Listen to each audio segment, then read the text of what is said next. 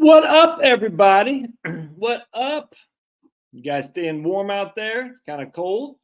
Got a feeling probably won't be a huge crowd on tonight's live stream just because of the football game. But who's watching the football game? I mean, stupid Peacock, Peacock Plus. How stupid is the NFL? I literally don't understand that. Like NFL, you could get like 20 million viewers on a cold Saturday night where people are going to stay in. Instead, you make your stupid football game exclusive to Peacock Plus viewers. I literally don't understand that. It's like you're going to get probably one of the highest rated TV events all year, and obviously 2024, but all year for 2024. But let's make it exclusive to Peacock Plus. Yeah, but you can buy a copy of Peacock Plus and turn it back in the following day. No, I'm not doing that. It's the weirdest thing, man. What are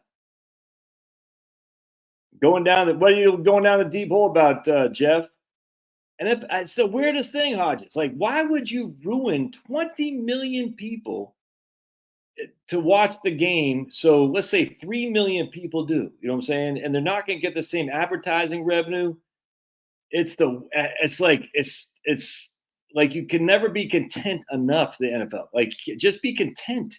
The NFL's like, no, we want more and more and more. Josh, you showing us am I showing the Peacock live stream, right, man? Browns did not look good. At least I stopped one of his. Joe Flacco had 2 pick sixes, and then they got what happened. There was another touchdown. I forgot what it was, but I never sign up for the woke crap services.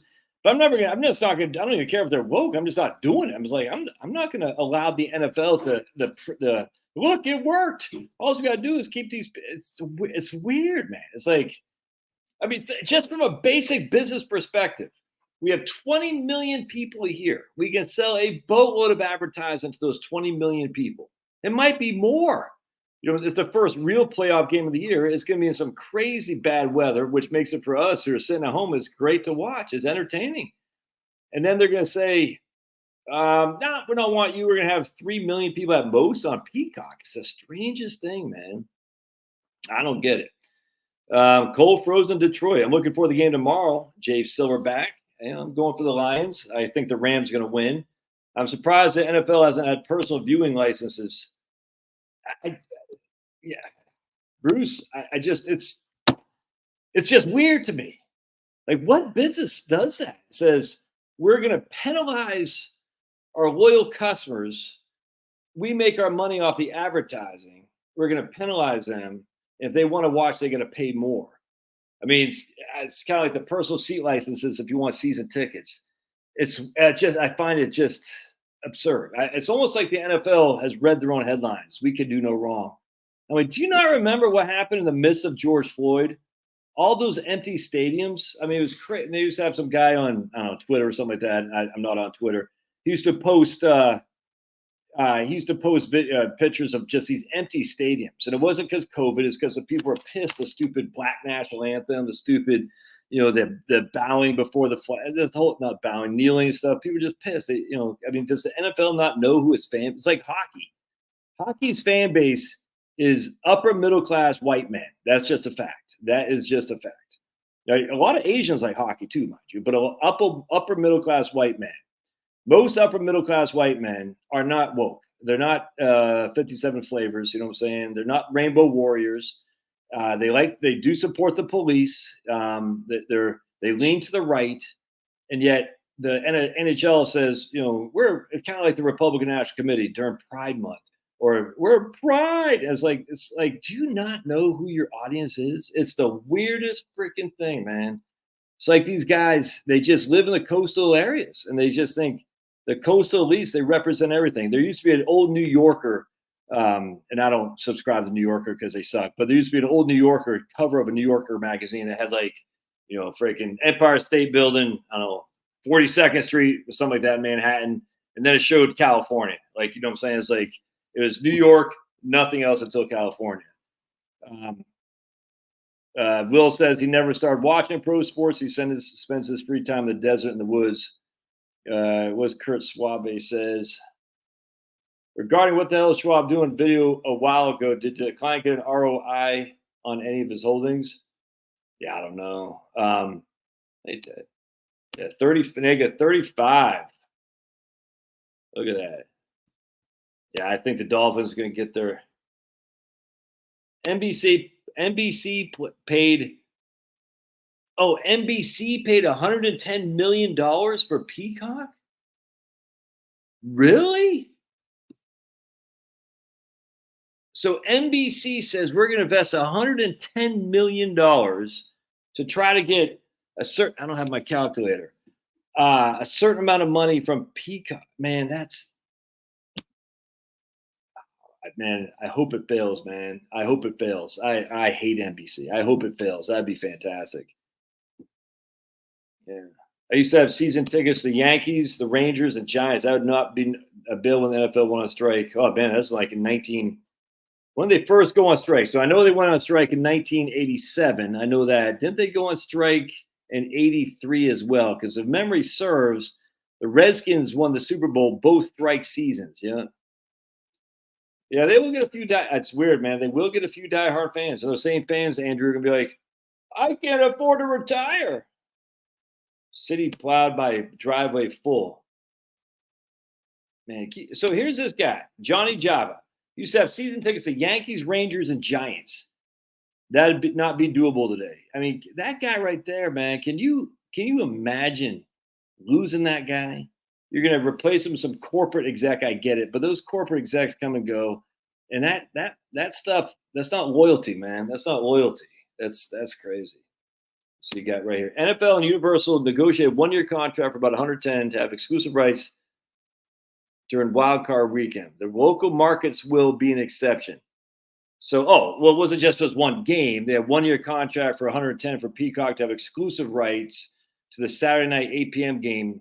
Okay, so wait, so they negotiated a 1-year contract for one game because there's only one wild card weekend and it's only 8 p.m. games tonight. So NBC paid what you're saying there, Acute Humor, is NBC paid Universal NBC paid the NFL $110 million for this one game. Crazy. Stupid waste of money, but we're doing at least one. Oh, to go to Super Bowl? Yeah, I don't know. The pub I frequent will subscribe just for this game to cancel. Yeah, but right, that's good marketing on their part. On the pub's part, they're like, all right, it costs us $30. We'll get the money back. We could probably sell some more beers. Hey, look at my man Alonzo. What's up, man? How is Josh tonight and going in general? YouTube videos doesn't give an indication as to what's going on with Josh. What do you mean? I don't get it. What's my pulse on the markets this year? Not betting on your response. Just curious your take. I know bonds are large in your eyes this year. Yeah, we'll see, man. We'll see if bonds work out. I mean, who knows? Yeah, Joe used to be a longtime season ticket holder to the Indiana Pacers. I gave up on the NFL a few years ago. Yeah, I mean, I did too until my son started liking it. And when I like watching my kid, but if he wasn't watching, I wouldn't watch. I don't care that much. Yeah, the bars will be packed, but that's funny. So the bars will be packed. One license to watch Peacock for $29.99. They'll all turn the money in. The bars will be packed. It's a good marketing thing for the bars, 100%. But that's not the same as what NBC Universal want. I'm just telling you.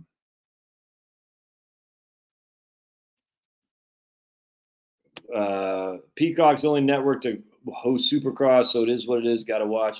It's kind of like when in hockey they used to have when ESPN dropped hockey, it was on like One American Network or something like that. It was crazy. I forgot what the network was called, and it was nuts, man. Like the only place to watch hockey was this on like freaking Podunk channel.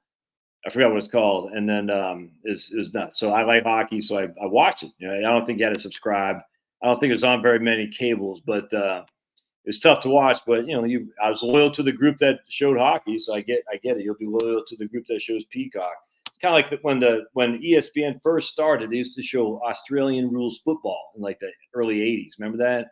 So ESPN used to show Australian rules football. They used to have professional wrestling, WWF. Then I think ESPN had like a lot of the USFL games. I loved USFL games, 100%.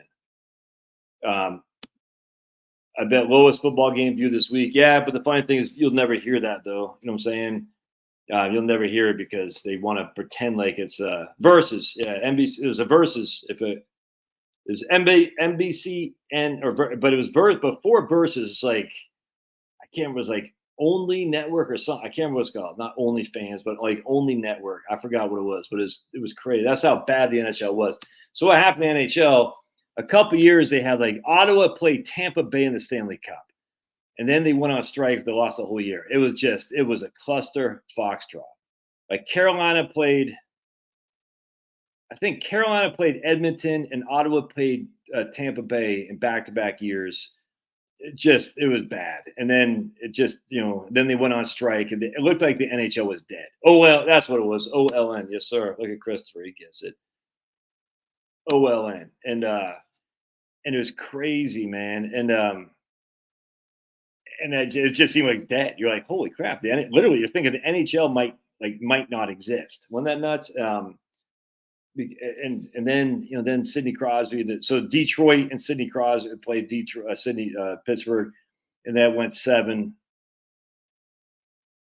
Did it go 7 both years? I can't remember, but I remember when Detroit won one year after the strike. That was good, and then Pittsburgh won. I think in 6 the next year. I can't remember. Anyway. And that got the ball rolling again. And then I think the NHL is it back on ESPN now? I think it might well be. It's crazy. And NHL actually has decent ratings, believe it or not. I know everyone's like, oh, the NHL, it's never going to be a hugely popular sport in America, but it's decent. I think the average, I don't know what it was, but it was 800, 900,000 a game or something like that. I think NBA averages like 3 million a game or something like that. And that's not too shabby. I think like the Major League Soccer averages like 300,000 a game, something like that. So, but again, the NHL, the rights to the NHL and the advertising is way lower than the NBA charges, which is why the NBA, because NBA is up, their TV contract is up, I think this year or maybe next year, and the ratings are just so far down. It's insane how low they are. I mean, it's insane, and so what's happening is the NBA is desperate to try to keep the level of money that they got from the last TV contract, and they're just not gonna because the ratings are so far down. And it's crazy because you're like the NHL never did like that. You know what I'm saying? The NHL's I think the NHL had to pay OLN to be on I think NHL had to pay them. It's crazy. Outdoor Life Network. Yep, 100%. Outdoor Life Network. Isn't that crazy? That's what OLN was. But what game are you watching? You got Peacock Plus, Murray? How dare you? I don't know where I'm going to watch my Reds game with Bally's going nipples up. Oh, Bally's won. Oh, man.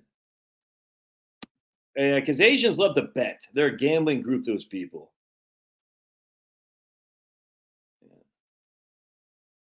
We turned our season tickets in for Green Bay in 2020. Oh, 100%. NBA is complete. Dude, the Lakers had 23 foul shots in the fourth quarter against the Toronto Raptors.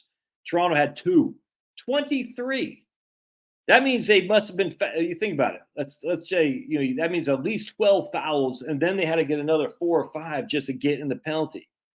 So there's like a foul called more than every minute in the fourth quarter. Hey, talk about a boring ass game to watch. 23 foul shots, and they only won by 2. Crazy.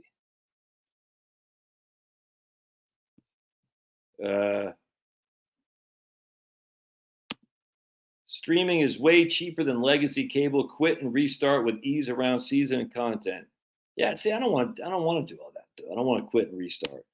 Our local minor league hockey team is out $18. Whoa! And Brad, you're in Indiana or something like that, aren't you? Where are you, Brad? You're in the Midwest someplace, if memory serves. Taking a family of 4 costs $125 for. Man, that's crazy. $18 for what team is that? That's nuts, man. And we'll see if it's the lowest watched football game this year. This is where all the cool cats hang out, Harry. Yes, sir. Yeah, they missed a huge pass interference penalty today on against the Browns. It should have been called against the Texans. Huge. I mean, it's just a guy got hit well before the ball arrived and made him miss the drop a pass on 3rd and 8 or something like that. And it's just, you can't miss that call. It's not quite as bad as the Saints versus the Rams that time, but anyway, I know it's easier for people to say, Lightning games are cheap unless they're playing New York. Yeah, that's kind of same with the Hawks do here, Mike, in Atlanta. You go see the Hawks pretty cheap unless they're playing the Celtics or the Lakers. Yeah, I don't have any problem with college sports. I wouldn't say it's where it's at, though. I mean, literally, I was just watching, the Browns versus the Texans, and the speed of these guys just dwarfs what college can do. It's just nuts, man. These guys are just so fast, so talented.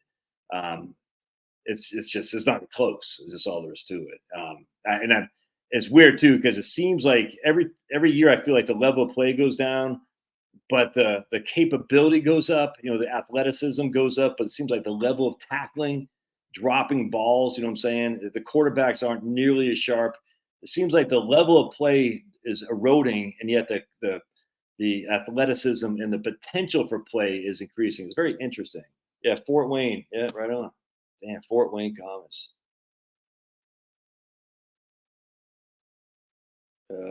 I'm going to bet my next paycheck the whole Swift Kelsey thing was staged in additional. 100%, 100%, Vern. Oh, dude, the whole thing is. It's another thing is they love their gambling. 100, they love that's why the Asians love it. The Asians love to gamble, without question. Not all Asians, give me a break, but Asians are gambling people. No other way around that. And 100%. So higher ratings with Taylor Swift, and then you get more people spend. It's freaking sick. You know what they say about crackheads, crack dealers? Your first hit is free. It's on us. Do it to get you addicted. And this is what's going on with gambling. I hear Clay Travis. I like Clay Travis. Promoting his gambling like the first 5 bets are free. I'm like, all you're doing is you're promoting people to gamble, dude. What just freaking sickening. I hate that crap. But I like Clay Travis. Hell, my man Finn McKenty was talking about gambling the other day. And I get it. They libertarian. People do whatever they want. I think it's sick. I mean, I don't blame Clay Travis and Finn McKenty for trying to make money. It doesn't bother me. But I'm like, and then there's like that quick, side effects may be myocarditis, freaking quick cancer, blah, blah, blah, blah. You know how they do the side. Take these great pills from Big Pharma. Side effects might be, losing your freaking eyes, blah, blah, blah, blah, blah. It's crazy. Kansas City got a touchdown. So you guys are watching it on Peacock, or you're listening to it on the radio? Marie, are you watching on Peacock? Oh yeah, it might be racialist, but it's true.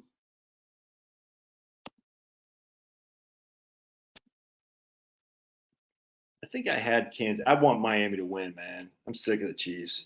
I'm sick of the stupid Chiefs owner's daughter prancing around, trying to be all hot. Sick of that chick.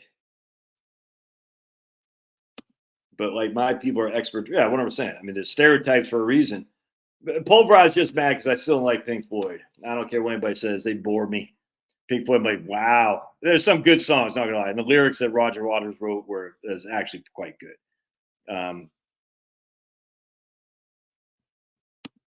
NBA games should be short to 5 minutes. Well, it's kind of like the season in NHL and NBA. You don't need the first 60 games. Just play 20 games. 99% of the games. Yeah, it's funny too. Like Liam and I were talking about the Celtics were down by like 22 in the third quarter, I think, or something like that, against the Pistons when the Pistons had lost 26 straight and they came back and won. We went to see a Hawks game and the Hawks were up by 22 in the first quarter and we lost by 10. It's Tupelo, Mississippi, right? So Baltimore, all right. So Baltimore is the home in San Francisco, in Santa Clara. So Baltimore. So I don't have my brackets here. I guess they reshuffle them, right? NBC has a game on until 7:30 Central, and then it's all Peacock from there. Is it snowing and stuff up there, or what, man? See, it's fun watching. Oh wait, where'd my man go? Chuck, I like when you're watching with your kids. It's fun, man. You know what I'm saying? It's fun to watch with your kids. Fredericksburg, Virginia, Tallahassee. Oh, how dare you, Marie? Look at Marie. Marie got Peacock just so she could watch Travis Kelce. Marie says she likes to say cycling races. No, we know why you got Peacock, Marie. You said, oh, is that how I get to see Travis Kelce?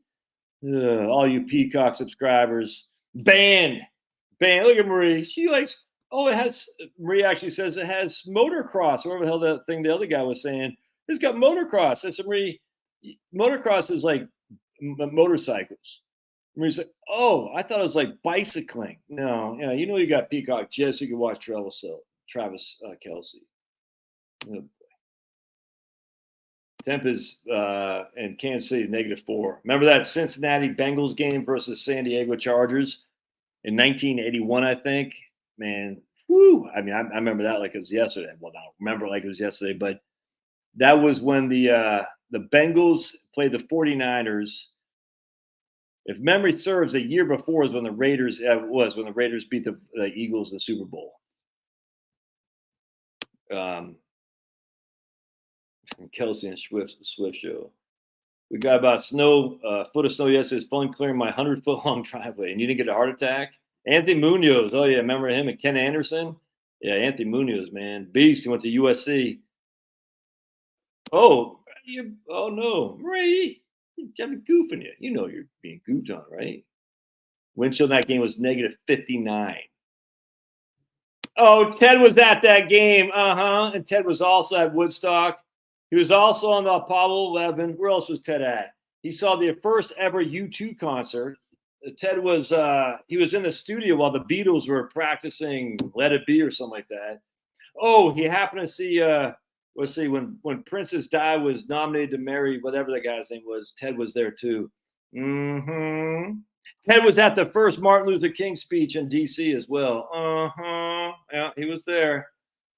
Ted, hit 54 degrees in New Jersey today. It hit about 48 here. I got to play some basketball with my kid today. It was fun. Yeah, watching the Bruins for free. Oh yeah, and Mike said he was in Columbus that game in Cincinnati. Mike said he went to the library. The funny thing about Mike, he came and read. So he like when Mike says he was walking back from the library. How can you walk? I mean, what was Mike doing in the library on that day? I mean, if you can't read, you're not going to the library unless he was, cleaning out the toilets, which is an honorable career. So Mike says, I was in Columbus for that game in Cincinnati. It was cold walking back from the library. The funny thing was, Mike lets it be known like he was a highly educated student, studying all kinds of medical medicine and all that. Instead, what he was doing, he was just cleaning out the toilets. Jill says it's been dripping temp all day, light snow, and heading for a -3, then a high of 8 degrees tomorrow. Yeah, it's right. Ted jumped on the charity too. He saw the first battle of Bull Run. Ted was sitting there like the people in D.C. He said he was at the game. Kenny Anderson lobbing passes to Dan Ross, tight end, -54 with wind chill. Yeah, okay. Ted was just looking up on YouTube. He's like, I got to prove myself. I was at the game. All right, so Ted, you're so smart. What did the Bengals helmets look like back then? Actually, now I can't remember. Scratch that. I can't remember if they still had the Bengals. No, they. I think that might have been the first year they had the stripes, if memory serves. I think it was the first year of the stripes. They used to have those orange thing with the Bengals on there, and the Ken Anderson has little face mask. It's pretty funny. The old it just said Bengals across the thing, and they put the stripes on, which is always pretty cool. Won't be above freezing again until a week from Monday. Damn. Ted remembers the Alamo. Yes, right. Oh my goodness. Ted remembers the Alamo. Ted was at the table with Jesus. Ted said this new guy coming up. He gave us all bread to eat. He said, "My friends, eat this bread." And Ted's like, "All right, thank you, sir." And then Jesus came back and said, "Ted." Oh man, Dr. John Keefe. I don't know who that is. They had the stripes right on. Tom says this chill. 65 in Florida. Do I have any favorite? Ted remembers the Alamo. That's great. Ted was on the conquistador boats when he's going after the Mayans or whatever they're freaking those people, those evil people. And Ted's like, burn the boats, burn the boats. Oh, that's funny. That makes me happy. All right. So my man says, do you have a favorite, more recommended online brokerage? Online. I just use the Charles Schwab. Julius Caesar 8210. Oh man, I built Alamo. Ted actually, yes, he did. Ted built the Ark. Oh man, what are my thoughts on the GPO and WEP? I think they should get rid of it. That's what I think. I think they should get rid of it.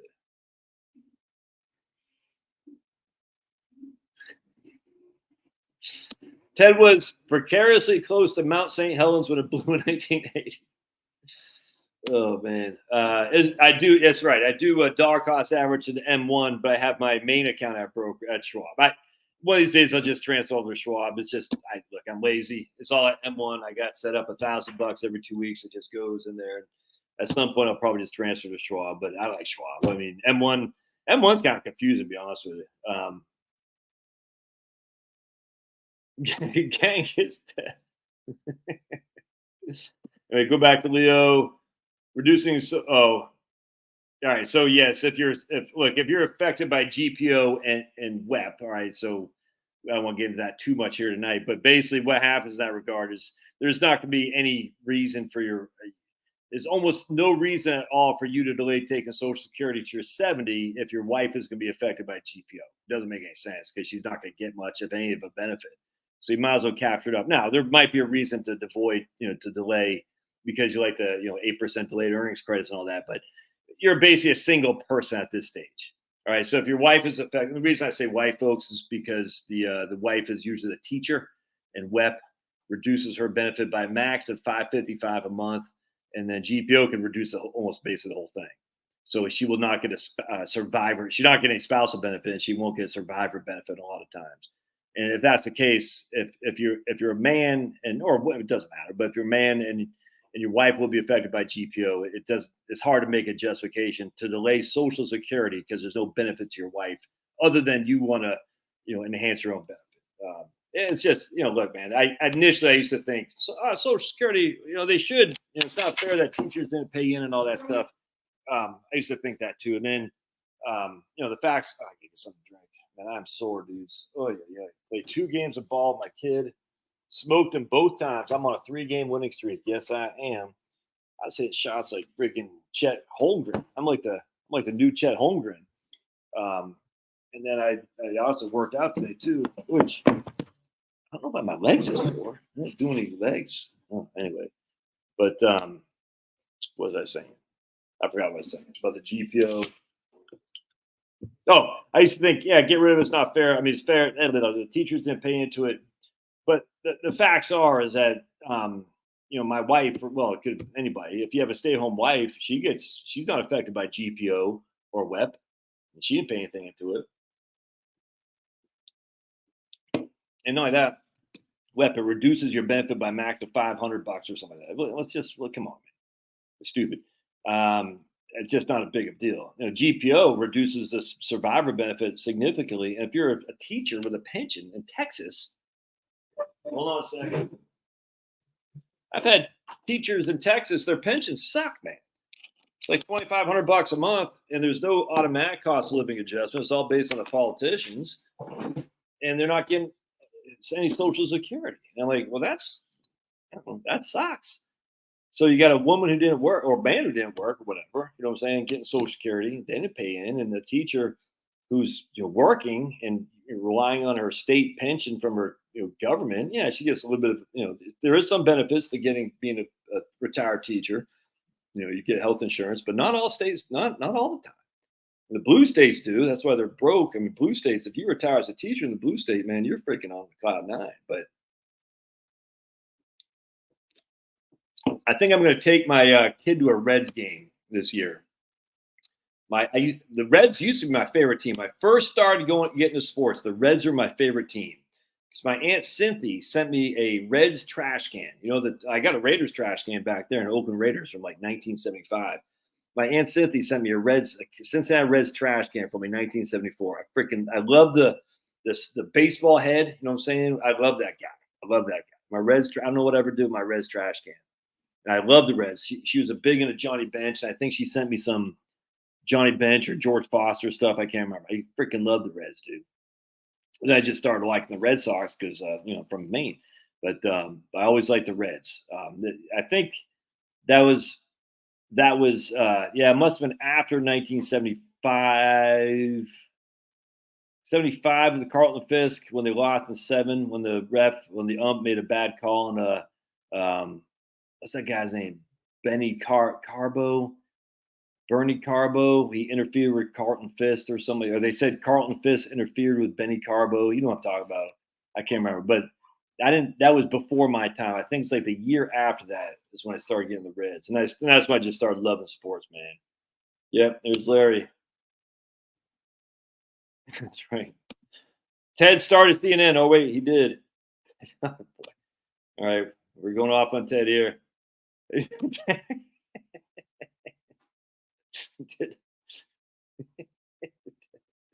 Leo's a teacher, 100%. Ted just got back. Ted was in the. I feel bad for Ted. If I ever go up to Maine, Ted's gonna find me. Ted just got back from Antarctica. He's the only guy who can actually go to Antarctica, other than the Pope and John Kerry. Oh man. Why are we picking on Ted? Because Ted said he was at the freezer bowl with Dan Fouts and Ken Anderson for the Bengals and Chargers. I said, sure you are, just like you're at Woodstock and just like you're on the Apollo 11. And then everyone just started going crazy. Yeah, Mark Schott crushed. Mark Schott. Isn't that funny that Mark Schott got had to sell the team? And I was reading something a while ago. I was like, she had to sell the team. The stupid guy from the Clippers had to sell the team. But what was it? There's something else. I forgot what it was. It was like, who's those, like Jay-Z or something like that? They own one of these. I forgot what it was. And they're like, they go to Cuba, singing the praises of Castro. It was crazy, man. We saw Pete, man. So we went to Vegas one time. It's me and these guys I used to work with. And we saw Pete Rose in one of the places gambling. It's funny. And I'll never forget my man, Chris. Chris he's one of those guys that everything he touches turns to gold. Love that guy. I was roommates with him. I was roommates with his brother. And anyway, long story, he was just a great guy. And we were in the National Guard together. That's how I met him. Anyway, he goes, all right. He goes, Scan, think I dare me to go up and ask Pete Rose for an autograph? I said, dude, I wouldn't, because he's in a freaking Las Vegas sports book. But I said, all right, I'm not doing it. He goes, all right. And he went up and did it. And he got in a conversation with him. I said, what? How did you do that, man? Chris is just one of those guys who doesn't give a crap. He's like, no, I'm gonna go do it. And he'll just, the minute you start talking to him, you like him because he has a way of just making you feel comfortable. It's crazy. It's such a good skill set to have. I'll never forget when I was in high school, there's this guy, we used to call him Little John. He's a kind of small, ugly Jewish kid, as a matter of fact, Little John. He used to have the hottest freaking girlfriends ever. Like, how the hell? And then between 10th and 11th grade, he like jumped 6 feet high. I mean, he jumped like 6 inches. He was like 5'4", then he's like 6'2". He jumped like 8 inches high between like 10th and 11th grade. But he always had the hottest chicks. And he was, but back then it was like a small, ugly Jewish kid. One of my best friends. I love the guy. He's a funny guy. I always said, how the hell did you do that? You get these hot chicks. And it was funny, man. He just had a way of talking to people that people loved the guy. He was funny. You know what I'm saying? He was witty, but he would listen to you. I said, man, anyway. So I always try to tell him, but, it's just a way with personalities. Like, don't always, don't tell people don't care about your story. People care about their story. That's the thing you got to learn when you're talking to people. People don't care. Like, look, I mean, they care that you have some, similarities. I grant you, but no one gives two craps. Like, oh, Josh, But no one cares about that, unless there's something similar to it. But people just like, I'll never forget when I was at USA. We had this guy named Scott. I will never forget. This guy was such a freaking ass clown, and he thought he was all that in a bag of chips. And I remember when I first got there, I had to like listen to some of his phone calls on financial planning clients. He'd always say, "My name's Scott. Well, before we get started, let me tell you about me." And I'm like, oh, and then he'd go off on this like 10-minute tangent how we used to fly jets and out the Air Force or something like that. That's like, oh, dude, that's like, this is so bad. Like, so now that you know a little bit about me, what did you want to accomplish today? I was like, no, I was like, oh, I'll never forget that. And I was like, this is so bad. And then one time, I had to say, hey, what'd you, basically said, what, tell them what you thought about the call. I said, it was okay. But you could hear in the people's voices when they're talking to him, they weren't going to open up because he's just such an ass clown. It was like, let me tell you about me. And like, oh, look at Ted. See, that's how you do it, man.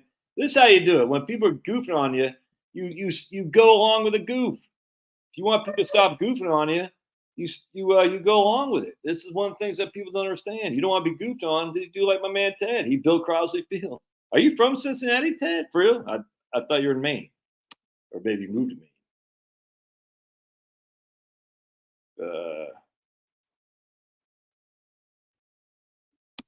Yeah, I don't see. Look, now people are laughing with Ted. We weren't laughing at you, Ted, but now people are laughing with Ted because he allowed it to be the butt of the joke, and now he's like he lived to tell the story. Now we can pick on somebody else. We'll pick on John Porter.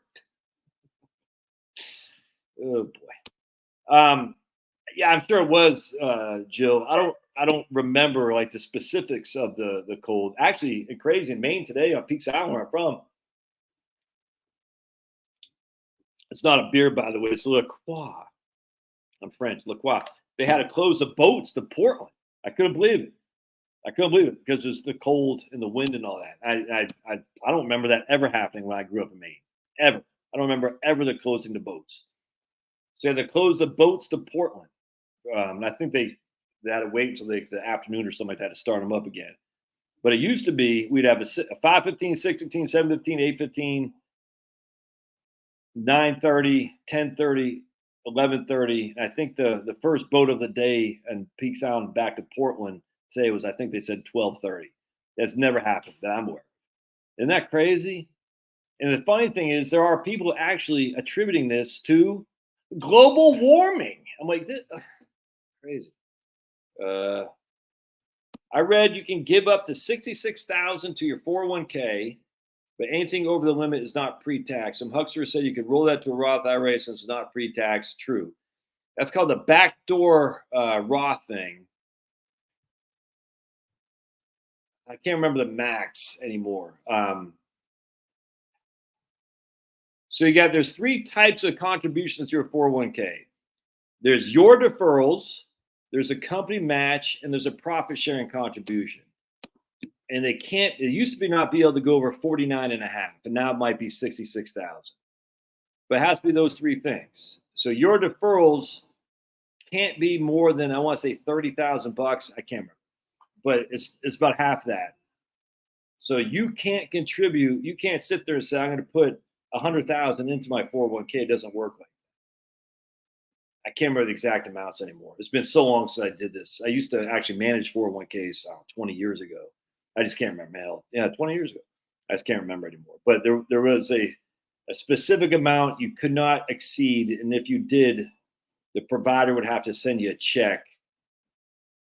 Yeah, I can't remember exactly how that worked. But if you put more than, then there's things for highly compensated employees, HCEs. And if you violate the, what the hell is it called? Safe harbor amounts in your if they don't want it lopsided to too many wealthier, higher income, highly compensated people putting more money than the average Joe. And if that happens, they cut you a check. They said you can't contribute anymore because too many highly compensated employees are doing it. And so they'll send you the money back. I can't remember how it works, to be honest with you, but yes.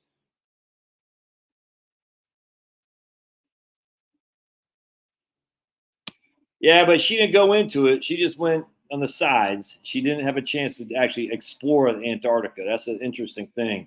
You can go, you can touch it, you can go around a little bit, but you can't go deep into it. Very, very interesting. Very, very interesting. Antarctica is, if you want, I don't know if my man Jeff's still on here. If you want to go down some fun rabbit holes, look at Antarctica. Learn about Admiral Byrd on Antarctica. It's very, very interesting. So Admiral Byrd, he did some engagements to Antarctica, like before the Antarctica Treaty in like 1953 or 54, something like that. I don't think you can find it on YouTube anymore, but in Rockfin, there's some videos of Antarctica, of Admiral Byrd talking about Antarctica. It's incredible, man. It's like, this isn't some fly-by-night conspiracy guy. It's just an admiral in the Navy. Incredibly interesting. I mean, the whole thing's interesting, conspiracy theorist or not, but as a conspiracy theorist, I'm like, ooh, that's interesting. It's incredible, actually. So if you're interested in that, look up Admiral Byrd in Antarctica.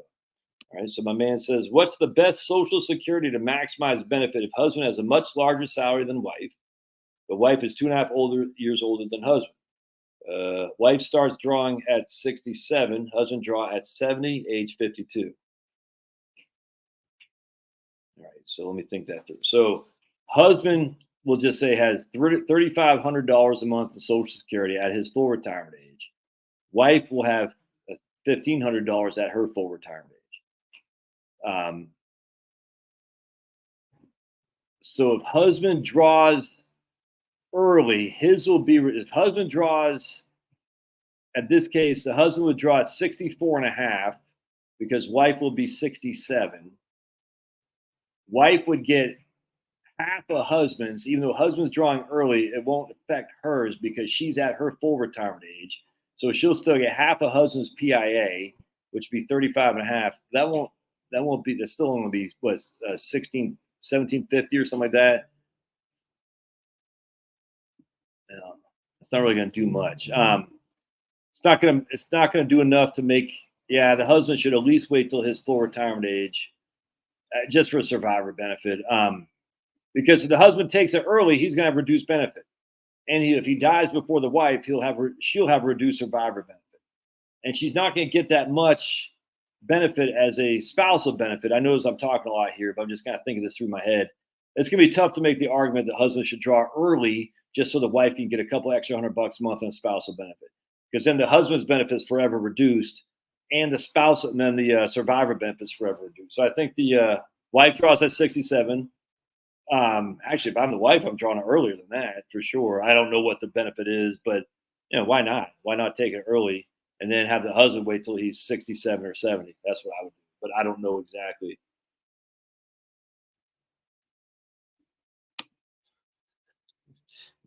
Now Tom's throwing a jab at me here. Ted, you think he's going after you? He's not. He's going after me.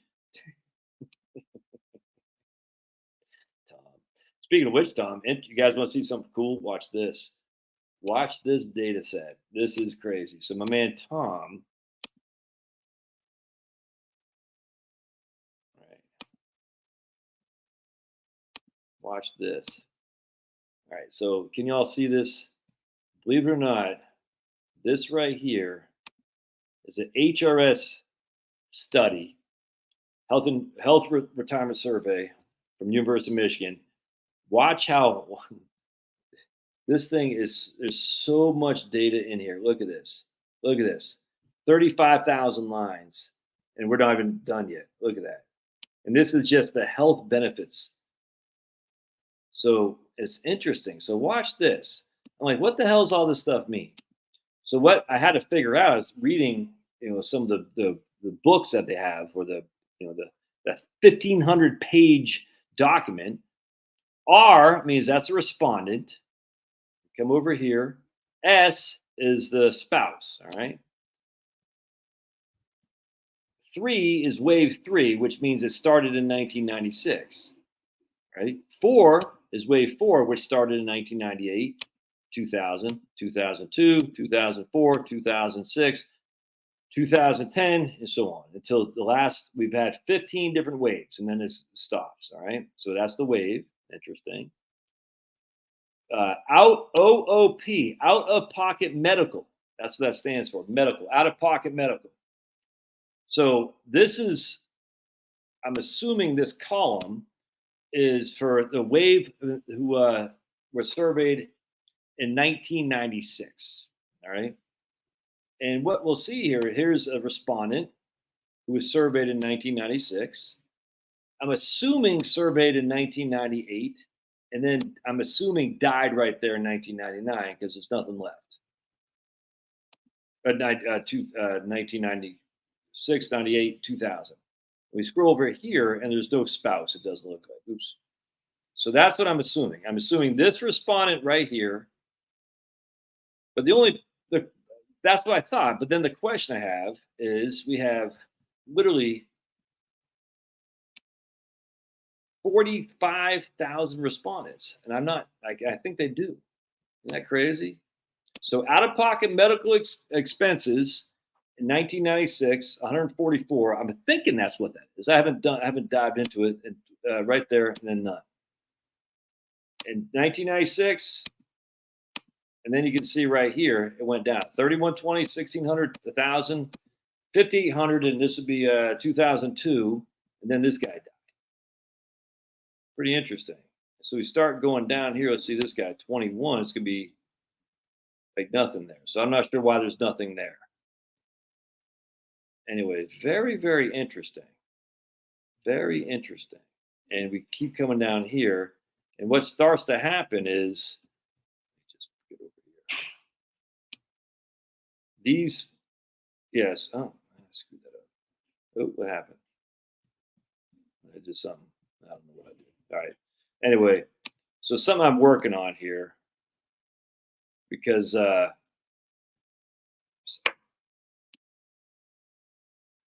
is it doing that? Why does it keep? I don't want it to go. All right. So you can see right here, right there. So E, it starts up there. Why does it start up there? It's interesting. Look at these numbers here. Huh. That's interesting. Anyway, I got a lot of work to do on this stuff. It's fun. So we got household. Actually, I'm not sure what that is. So that's 1994. Anyways, it's very, very interesting. And that's just the first batch of data that Tom sent to me. It's crazy. And you can see the I'll show you guys a document. Oops. It keeps screwing that up right here. Oops. Oh, right there. And this is the cliff notes of the document. This is only, I think, not that many pages, 80 pages or something like that. But they have another document that's like thousands of pages. In fact, let me see if I can't download that document and show you guys. Actually, I'm not going to be able to. Anyway, be it as it may, it's there's a lot going on with that, and that's the HRS, and I just got to figure it out. And when I'm done figuring out, I'll be going off that like a crazy man. And most of you guys probably find it boring. That's okay. I don't. So out of pocket, but I did want to show you this other thing too. Check this out. This is pretty cool. This is what makes this, because these are real live people that they're following. I mean, real live people, man. This is real live survey. So we're going to scroll all the way over here, and we're going to see part D. All right. So if you have a 2, that means you had a change in part D with a change of cost of some sort. If you have a 1, that means you're on part D. If you have a 0, that means you're not even on it. So this guy had a 1. This is the respondent. This is the spouse. And number 8 would be wave 8. So he's on it. The spouse is not on it. All right. Now, I don't know what this is right here. I'm not sure. It's something about out-of-pocket medical. I'm not sure what that stands for yet. I don't know what F stands for. Oh, I can find that out. But anyway, it's very interesting. So here we got a lot of people that aren't on Part D. Then we got some that are. All right, and I don't total MBF. I don't know what that stands for yet. Total MBI. Don't know. We got to figure that out. Out-of-pocket medical. I don't know what that OF stands for. Out-of-pocket medical. I don't know. So anyway, a lot going on here. Very interesting. Very interesting. And it's going to be fun. And I'm basically done with my course. I got 2 more videos to do tomorrow. It's going to be on actually how to open a brokerage account, how to place a trade. I'm going to do the conclusion, and then I'm going to be done with the videos. And I can't even tell you how much freaking videos I got of this thing, man. How much? I mean, I got there'll be 30 videos. I got.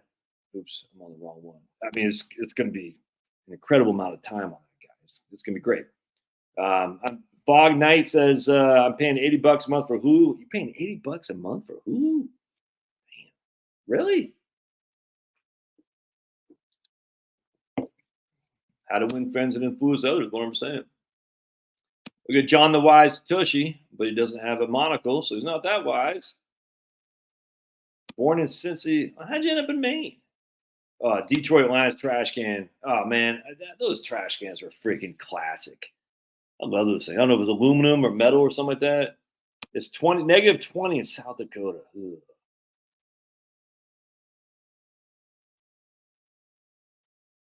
Oh, it's good, dude. I mean, just drink it. It takes a little bit to get used to, but it's good.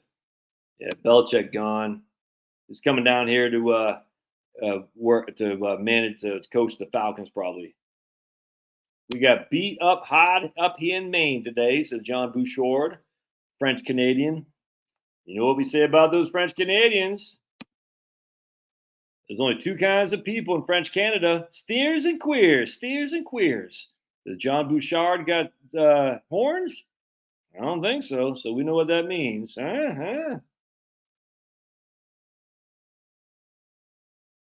Here's Steve Burns, Mr. Burns' son. Gain loss on headline are unrealized gains. Yeah, but yeah, it is misleading. I get that, Steve. That's a good point. It's very misleading though, because he didn't have it's implying to the 26, whatever it was, 25% gain. And he just doesn't have that. So the question, so again, it's kind of like I said in my video today, it's like depreciating real estate. You actually get immediate tax benefit from depreciating in real estate. Does he get an immediate tax benefit from the losses that Schwab took on, or whatever the hell they did to I mean, essentially to reduce the cost basis? I don't think he does. I mean, I might be wrong. I don't know. I mean, that's a $15,000 capital loss. Does he get a 1099 declaring that? I mean, where does that go on his taxes? If it's only $3,000 a year they can pull, it's not the same as depreciating of a rental real estate, because rental real estate you can depreciate in that year, and then you can appreciate the next year. So that doesn't make sense to me. I mean, I get what you're saying, but it shouldn't say realized gain when it's not an unrealized gain, when it's absolutely not. It's confusing because I'm sitting there thinking, all right, so he's got 15,000 of a reduction in cost basis. If you have rental real estate and you're depreciating it, you get reduction in cost basis because you're able to offset your income in that year. Was he able to do that? I don't know the answer to that. Hey, there you go. Josh and Stereo, streaming from both channels like twins. Hey, right on, man. It's good. That means I'm getting paid on both sides. I'm going to inundate you with data. Is Bouchard the Canadian Mountie or the Canadian Mount?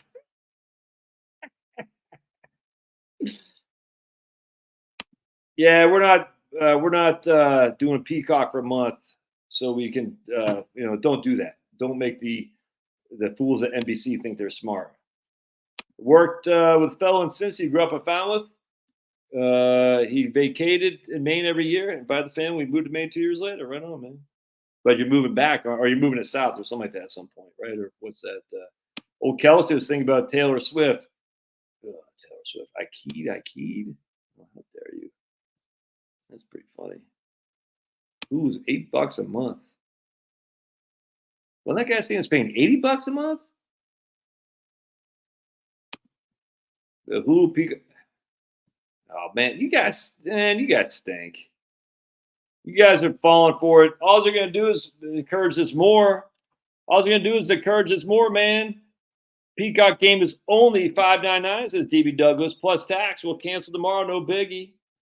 Yeah, now next year will be only $8.99. The year after it'll be $12.99. It's kind of like DB Douglas is like the guy that says, yeah, what's wrong with 2 weeks? Just 2 weeks to slow the curve, to flatten the curve, just 2 weeks, right? What's wrong with that? DB Douglas like, what's wrong with wearing a mask? Just 2 weeks. And then here comes along And then what this guy right here,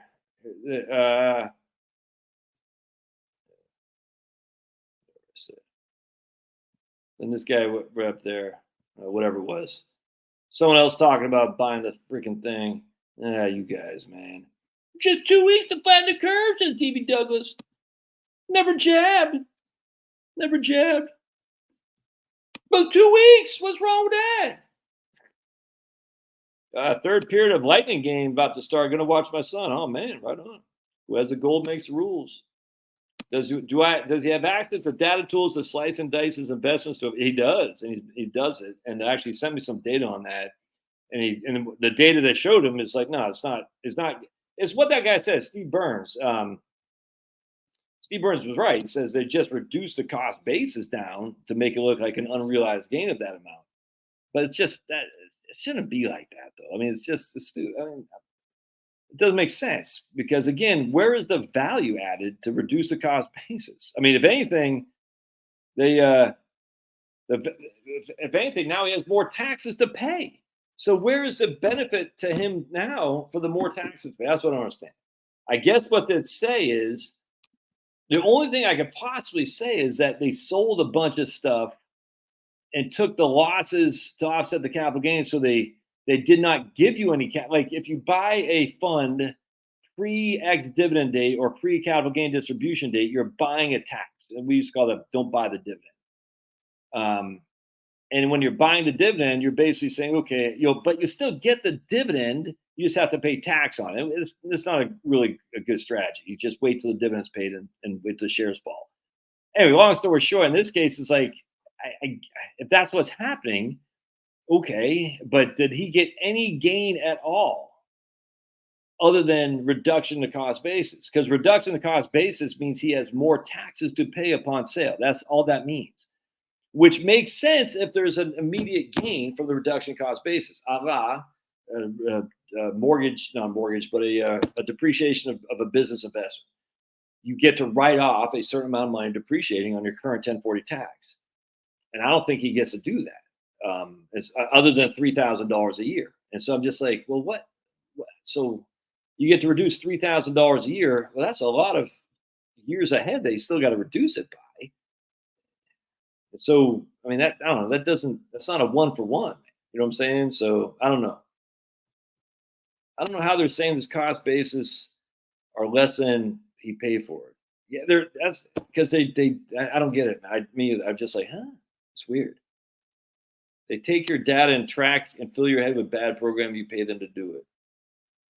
I'll probably move back to Cincy after retiring later this year. My many sibs and my 6-year-old daughters live in New York City, so no way. No way.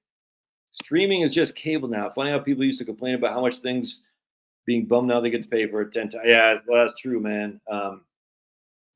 Yeah, I mean, it's crazy. Every single one now. It's like, you want to watch, I heard this 3 horses thing or slow horses thing. I just saw something on Google. So that sounds interesting. It's on Apple. I said, and I asked my kids, do we have Apple? No. I said, okay, I'm not watching that. And then we got Amazon, Netflix, Hulu. My son has the NBA. I'm not sure if he has it this year. He had it last year, but all right. Yeah, I don't. That doesn't make any sense to me either. Yeah, Tom's retired. That's why he can do all that data stuff. Is that place, the Villages, a great swinger spot for the oldies? I just read it as a higher ST transmitted than Miami. I don't know. I also know people who freaking go to Villages love it. Celtic Spirit, they freaking love it, man. I've never taught anyone does love the Villages. It's weird. I mean, they must have some. They must be swinging. That's the only thing can swing. Operation High Jump, 1946 style steel. The suspected Nazis at a base there. It's like, ooh, what are we talking about? Oh, you're talking about Antarctica. Happy my simple life in Connecticut. Rick D says, my first 401k made us put all our 2/3 of the profit sharing into our fourth, and so the top guys could fill theirs. If us peons were over, I got to check that exactly.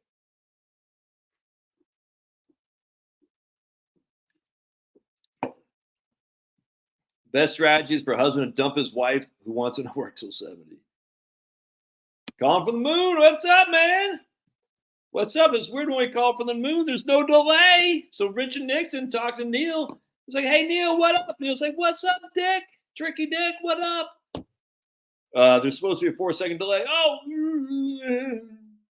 And Tricky Dick said, hey, can we have telemetry data? And Neil said, no, man, you don't need that telemetry data. You don't need the telemetry data. We're gonna cover that up and record over it.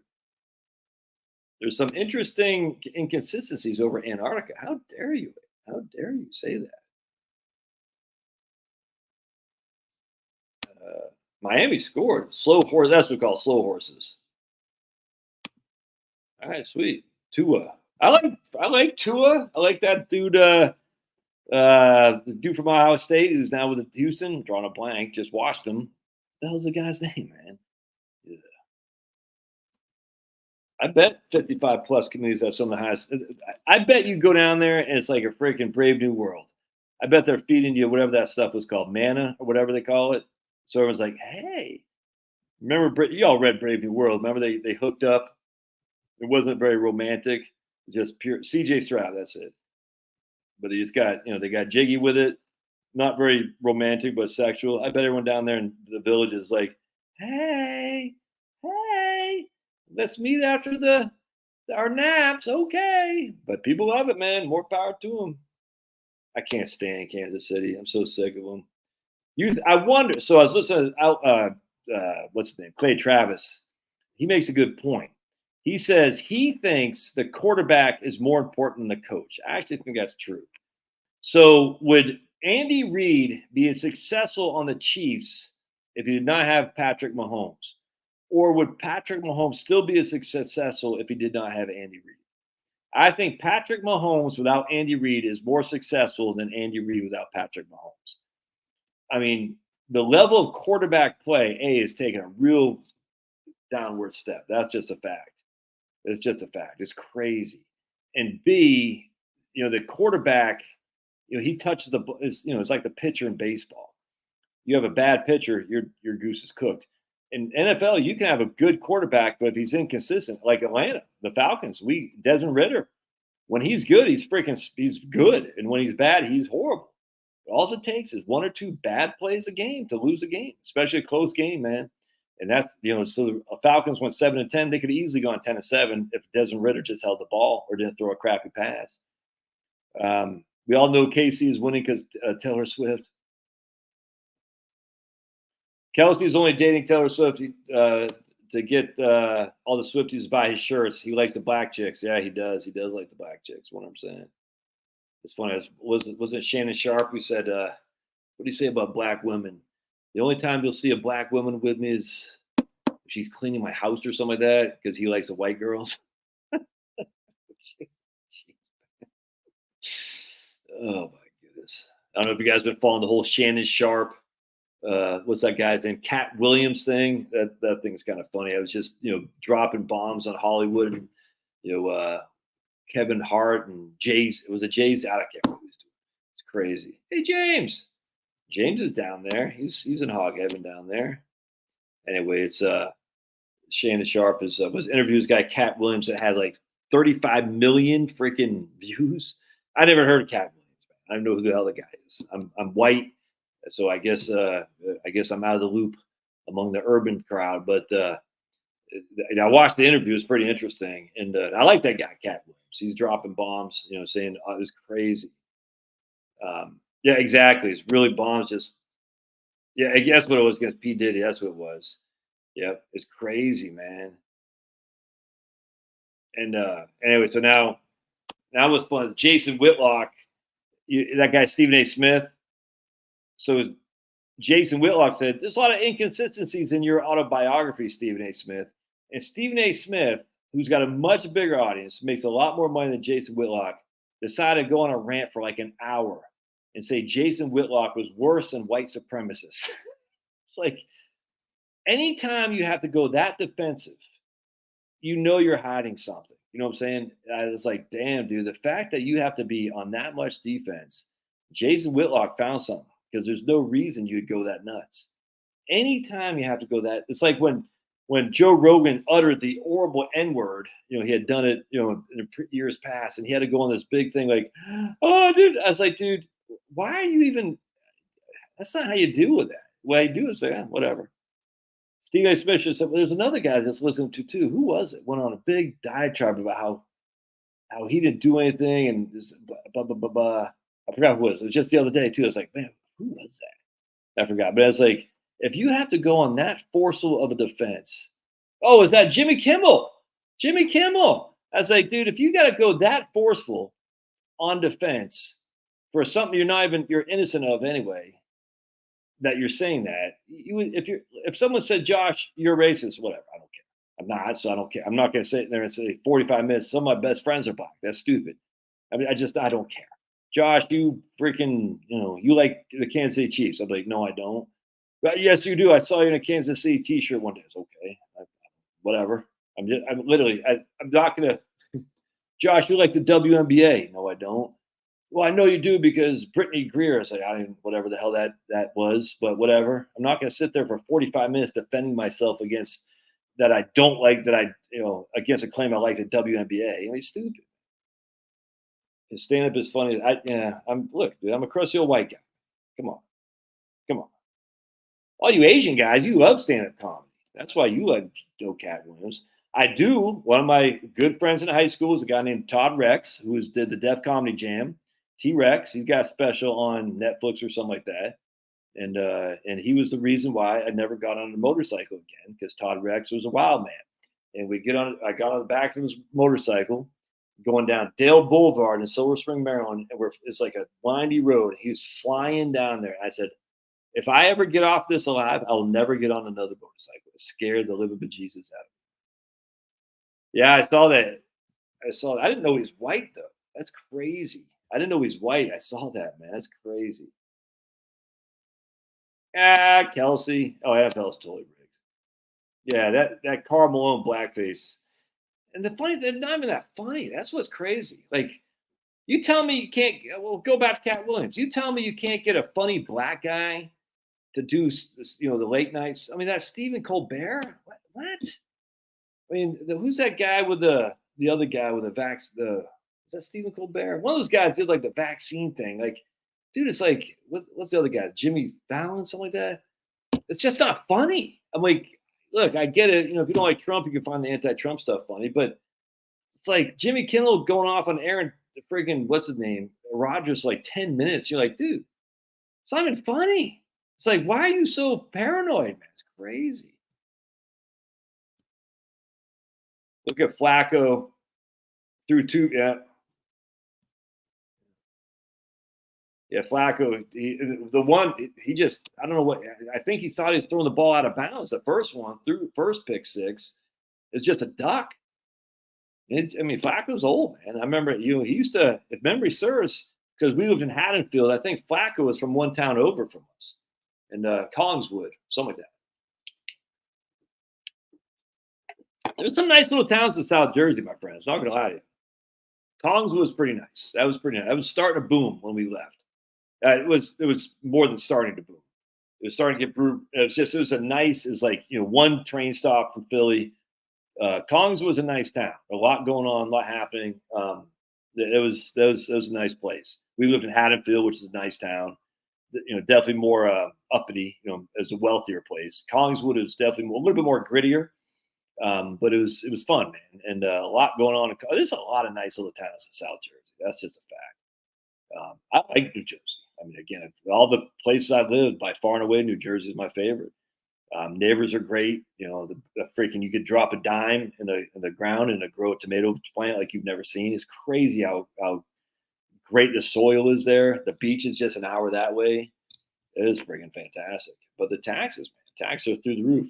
And the politics just, not to my cup of tea.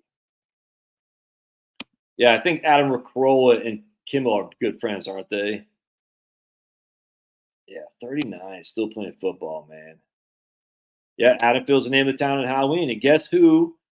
That guy, John Carpenter, was a student of my wife's dad. I want to say at Western Kentucky University or Fordham, where he taught, I think it was Western Kentucky. I can't remember. But John Carpenter was a student of my wife's dad. Isn't that crazy? Rhode Island's your next stop. You're going to leave Connecticut to go to RI. You're going to stay in New England. Oh yeah, late night. Who cares? Literally late night. I don't get it, man. It's just weird though. You're like, why don't they have just a regular guy? I mean, why these stuck in the mud, just lame-os? It's strange to me. You know, Jimmy Kimmel, Jimmy Fallon, what's the other, Stephen Colbert? They're all the same. It's like they're all literally the same. I don't understand it. It's the weirdest thing. I don't get why you wouldn't replace that guy with someone. I know that didn't they try some Indian chick who was just nuts? I think they did, like not a Native American, but an Indian. It's weird. I don't understand. It's kind of like the media. They all report the same stuff, and then they're all stunned when Fox News came out there and started doing well. It's because you guys are all literally ABC, NBC, CBS, is literally PBS, NPR. They're all the same thing. CNN, all the same thing. And then Fox News came around. It's just like it's a 50-50 country. Fox News says 50% of the people aren't getting solicited, so we're going to solicit those 50% of the people. And Fox News sucks. John Carpenter's a thing. Let's see it. You know what scared the hell out of me was Salem's Lot, dude. Literally, I could not sleep for weeks after seeing Salem's Lot. 1979, 1980. They're doing a redo of that too. I can't wait, man. I just got done listening to Salem's Lot book on tape. Oh, I loved it. I cannot wait. Salem's Lot scared the hell out of me. I'm sure I told you this, but I watched it at my friend Matt's house on the other side of Peaks Island.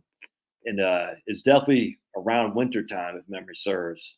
I can't remember, but it was on TV. You know, this is before we had, the old days, 3 channels. Anyway, and so Matt lived on the other side of the island. I lived in the middle of the island. So to get home, I had to either go through Snake Alley, the woods, or I had to go around the long way, Island Ave. All right. Even going around Island Ave was kind of creepy, but we did have street lights and it was a street, you know what I'm saying? But in the island, I'm sure it was the wintertime. It's dark and it's quiet. There's no cars. It's quiet. In the summertime, it's different because it's light outside and there's people, summer people. But when you're on peaks on an island in the wintertime, it's creepy. It's very, very, it's just quiet, man. And it's dark. And even with the street lights, it's still kind of scary because like no one's out there.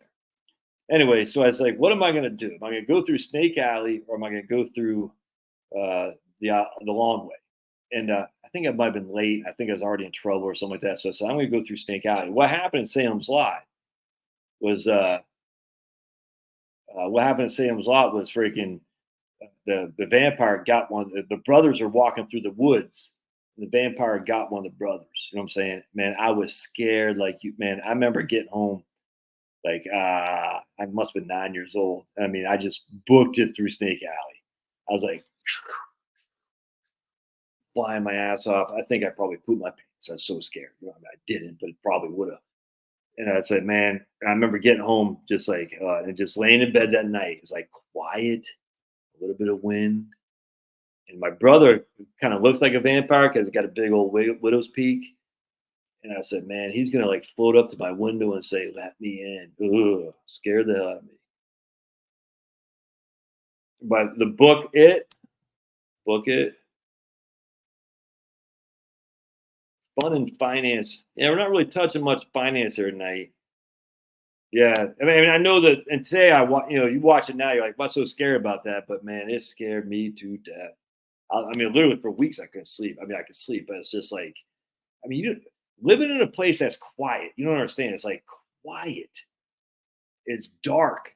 You know what I'm saying? And that's a thing that's why I always like getting up early in the morning, because the morning the sun would rise at 5:30. And I'd be out there all the time early. I always an early riser. And then at night, though, it gets dark early. And then the dark sets. That's why Stephen King was so good at writing, because he set up the thing like everything's kind of normal. Everyone's just going on their daily lives, and the sun would go down. And that's why I remember like it was yesterday, living on an island, the sun would start going down. You have to start get these long shadows when the sun's like kind of going down. The shadows start strengthening, and then the light would change. Ooh. Scared me, man. Clown's Bad too from Poltergeist. Scariest movie, Humanoids from the Deep as an 8. I haven't seen that.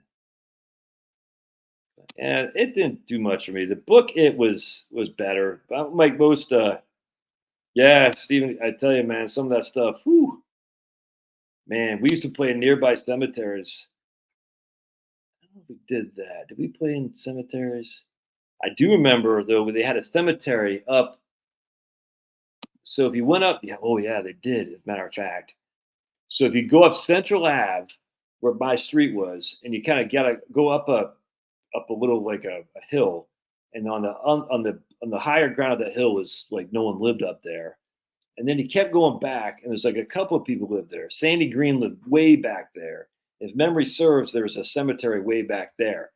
I remember just used to think about that. It's like, man, that's right outside Sandy Green's house. What if Sandy Green's like becomes haunted or something like that? Ugh. Yeah, exactly. Have them move to a rural town with less than 1,000 people, where the closest neighbor is like 5 miles away, and it's quiet. Yeah, Twilight Zone crush, man.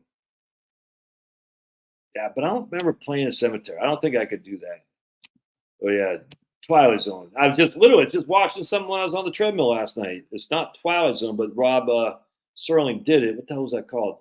The Loner. It's on YouTube. The Loner. Pretty interesting. That guy, Burgess Owens. No, not Burgess Owens. He's the football player. Burgess something. I forgot his name. It's actually pretty interesting. It's about a guy, Confederate general, comes back from the Civil War, and now he goes out west, and it's actually I like it. I like Rob Serling. See, Friday the 13th never did anything for me, man. Maybe I didn't watch it. Outer Limits, yeah, that's on you. Burgess, no, it wasn't Burgess. Was it Burgess Meredith? I don't think it was Burgess Meredith. Maybe it was. Yeah, Outer Limits on YouTube too, man. That's on there too. Outer Limits is fun. All the Twilight Zones, the Outer Limits. There's one I just found out, the Loner, and there's another one too. It's kind of like that too. I just freaking that guy who wrote a lot of the Twilight Zone. What the hell's his name, man? How can I freaking forget this guy? No, it wasn't that. Not Burgess Meredith. Then it was man. I can't remember his name. The Loner. I'm gonna look it up. The guy who I want to say Ted Westerfield. It's not Ted Westerfield. It was he wrote the movie with Fresh Prince. No, it wasn't Rod Sterling. It was the guy who Buck Owens. It wasn't Buck Owens. Oh my goodness, the guy who wrote the freaking the movie with Fresh Prince, when the Apocalypse movie with Fresh Prince. What the hell's that guy's name, dude? I cannot believe I cannot remember this guy.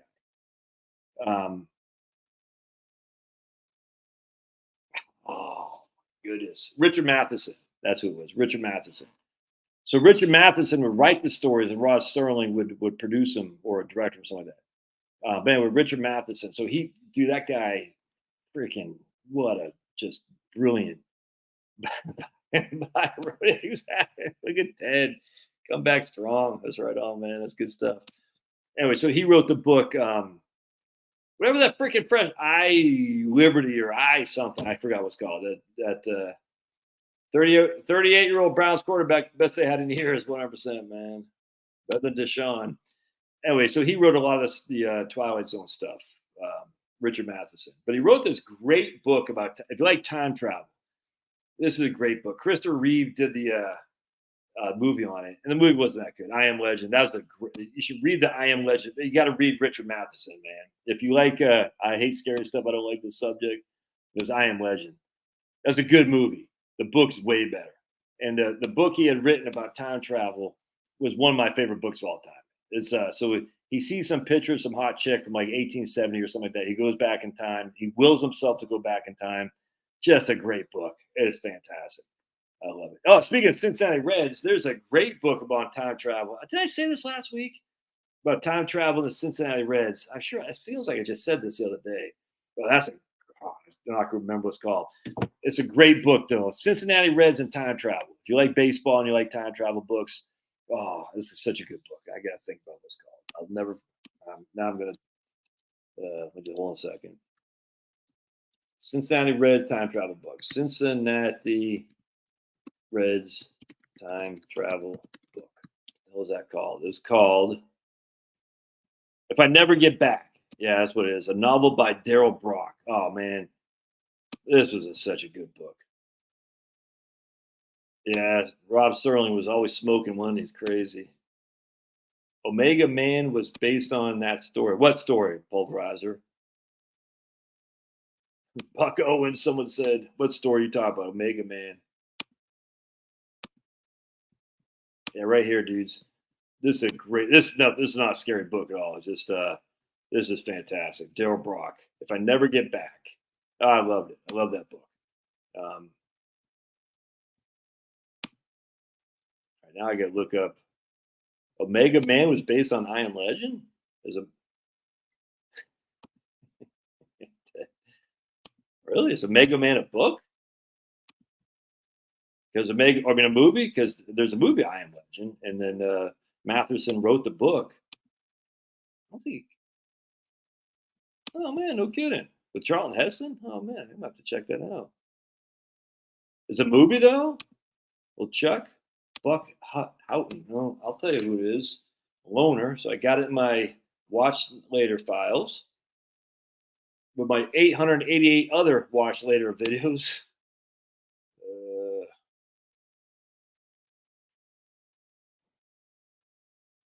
The Loner. This is with This is with. I'll tell you who this guy is. Lloyd Bridges. That's the guy's name. Lloyd Bridges. Remember Lloyd Bridges? Oh, there we go, right there. There's Larry Farron. Right on, man.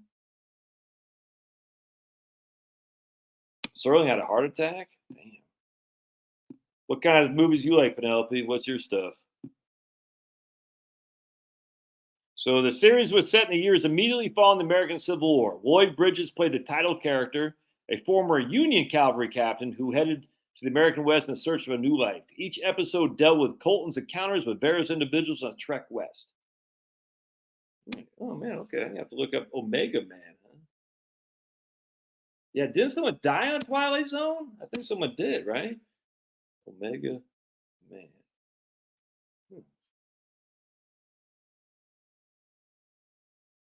Welcome to the Future Biological War, 1979. All right, there you go. Check that out. That's a Charlton Heston? That's younger. All right, cool. I have to check that out.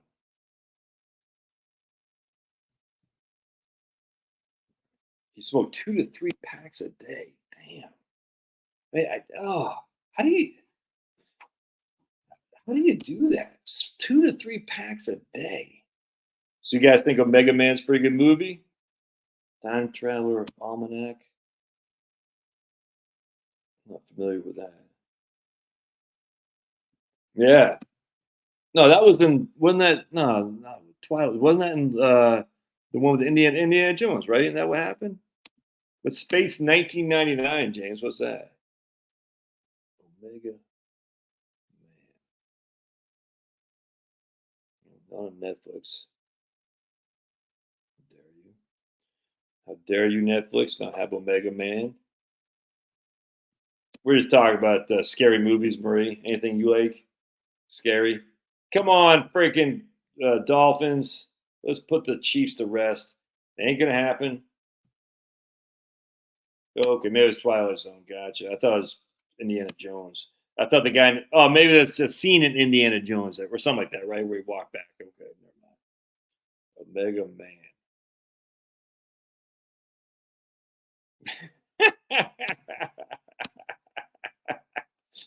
That's funny, man.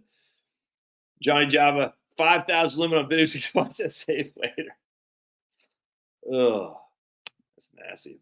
Sea Hunt, that's a good movie. Is that what you're saying, Tom?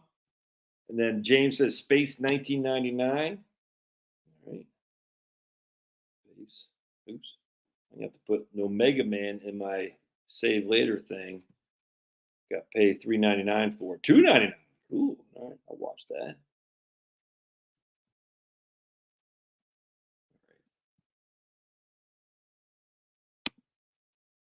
Yeah, that's what we're hoping. The least watched, but that's what we're hoping. Raising Sawdust. That's what we're hoping, man. Mike Hunt. Okay. 2-3 packs down as bad as today's youth being on their phones yet every day. No. That's C. Hunt, Lloyd Bridges TV show. Oh, be on your. That's what they used to say about people reading. I'm telling you, I used to. If you read some of the lady from South Dakota whose family moved to Missouri, the Little House on the Prairie lady, whatever that lady's name was called. I'm drawing a blank. So if you read some of her books, she goes, I read a lot. My mom gets nervous, says I'll never never amount to anything because I'm reading so much. And then I came across an article or a paper or a book or something like that from the 1920s. They're listening to the radio too much. They'll never amount to anything. Then they're watching the TV too much. Now they're on their phones too much. It's all the, they always say that, man. I'm sure they said, I think someone said, exactly, Marie. Our solar panels providing energy for this deep freeze. No worries, they're heat pumps. Heat pumps to the power, and they'll just be powered by wind and solar. All right. C. Hunt. C. Hunt. All right, what's that?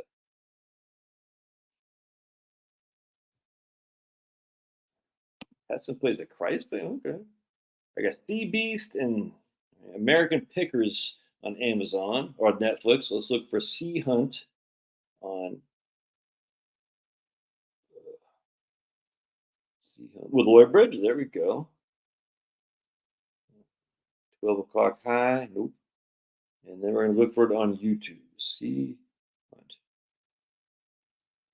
Full. Oh, man, you kidding me? Yeah, look at that. Sea Hunt season, full, complete series. Dude, YouTube, I mean, look, love or hate YouTube. YouTube freaking kicks ass, dude. There's all this stuff. Sea Hunt, season 1, number 1, 60 Feet Below, Flooded Mine, Rapture the Deep. All this stuff's on YouTube for freaking free. It's crazy. I think I can get out of here, my friends. I'm getting tired. Underwater gill monster on the Sea Hunt? I don't know anything about it. Look, we didn't have a TV until about 1979. So, the only thing I remember is Scooby-Dooby-Doo, Hard Hat, Continental Rift. I have to look up Space 19. No, I'm not saying it's not good to do to Google. I'm saying it's like everything you need is on here. Let's look up Space 1999. There we go. Season 1. Ooh, all right. Look at that. There we go. James, Space 19. Yeah, Breakaway, Free, Matter of Life and Death, Black Sun, Ring Around the Moon, Earthbound. All right, cool. All kinds of stuff. That's right. Signs are good. I like signs. Yeah, I like signs. Got to keep the light on for us bots. We're on to you, Penelope. All right, I'm losing my ability to talk. I was about to say love you guys. That's what I say to my wife and my kids when they leave. But God bless. Appreciate y'all being here. And again, if you're ready, we'll probably have. I'm almost done with my course. All right, it's gonna be fantastic. I hope.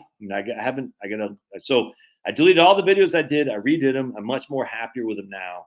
I just got to listen to them one more time. I got 2 more videos to do tomorrow, and then I'm about ready to produce this thing here in the next couple of days. I'm very much looking forward to it. So, how's YouTube's AdSense treating me?